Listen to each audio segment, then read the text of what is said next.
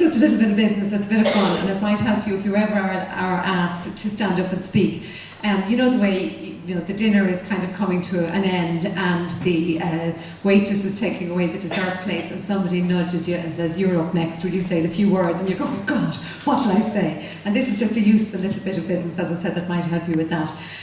The first thing you do is you do not start your speech by thanking the Orlaith Carmody for making the sandwiches. All right? Are we clear on that?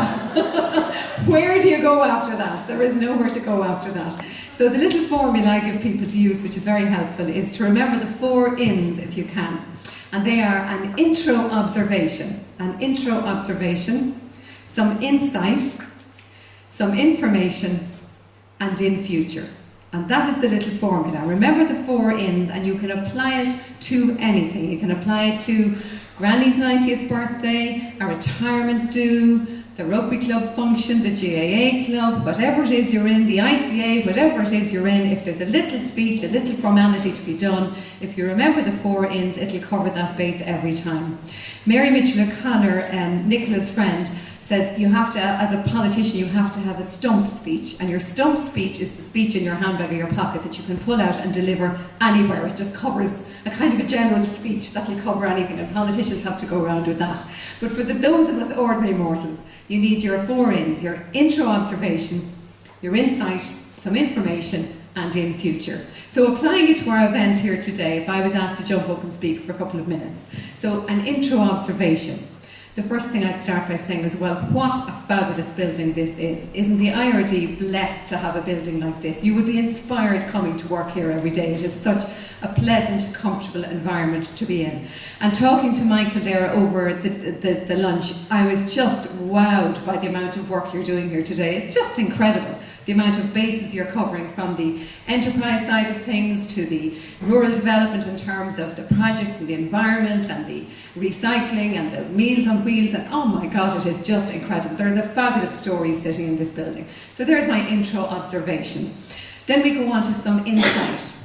Rural development is an area that's not very well maybe understood. There is kind of rural Ireland and Dublin, and ne'er will the twain meet. There is such a big divide between those two things. I grew up in Dublin, but my darling husband dragged me down to the country 12 years ago. We live now in very rural County Meath, and he jokes with people, he tells everybody that it took me exactly 10 seconds to settle in. From the second I landed there, I loved it. And the first thing I did was, at the age of 40, went out and learned to ride a horse, because you have to be involved in either the GAA or the local hunt or the local something to get involved. And I got involved in the horses and was thrown the length and breadth of every horse and every ditch all over Louth and Meath. It survived, it never broke anything, thank God, and had a great, great time, and was a great way for me and my children to really blend into the local community. So a bit of insight, a bit of information.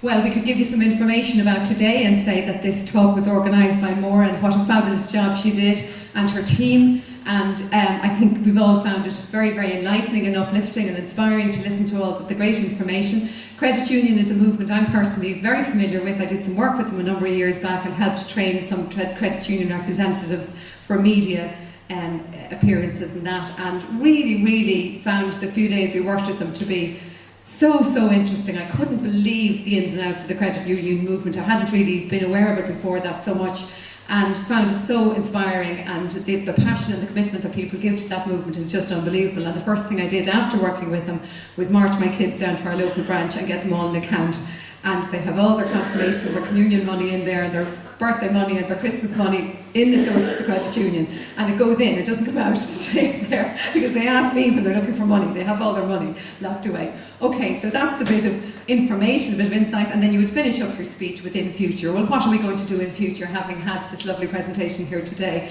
Well, hopefully we all feel a little bit more positive, a little bit more strong.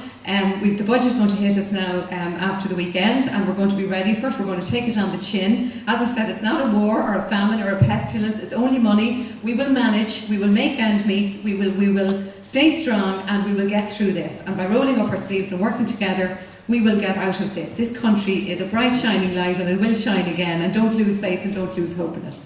So that's the idea. If you can do that, as I said, and use your little formula, anytime you have a few minutes to fill, that formula works. It works every time, believe me. So get out there and go forth and multiply. And ladies, don't let the men do the speaking for you. I want to see all you ladies up on your feet at these things sometime making the speeches. Don't say, he himself will do it for me. Say, no, I'll say the few words about Granny. Stand up and make that speech.